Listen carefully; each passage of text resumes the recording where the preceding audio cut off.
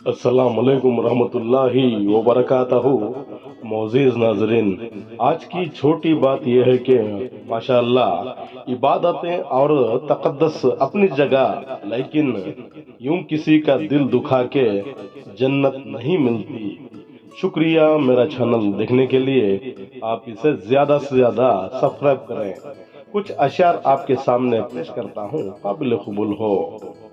चाहे अमीरी गरीबी नहीं देखती साहेब, चाहे सबको बराबर सुकून देती है। दुआ मांगकर भी डर लगने लगे तो मालूम होगा दुआ के कबूलियत पे यकीन नहीं।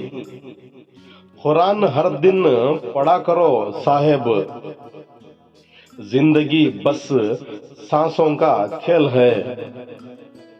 भरोसा क्या है इन सांसों का गालिब, कब कहां और कैसे रुक जाए।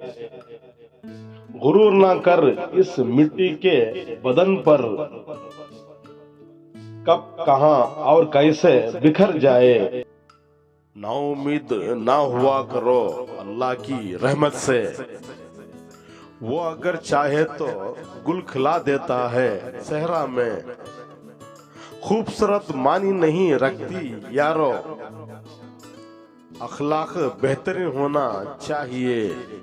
कौन कहता है तन्हाई अच्छी नहीं होती, बहुत हसीन मौका देती है खुदा से मिलने का। शुक्रिया, कल फिर मिलेंगे, तब तक के लिए अलविदा, अल्लाह हाफिज।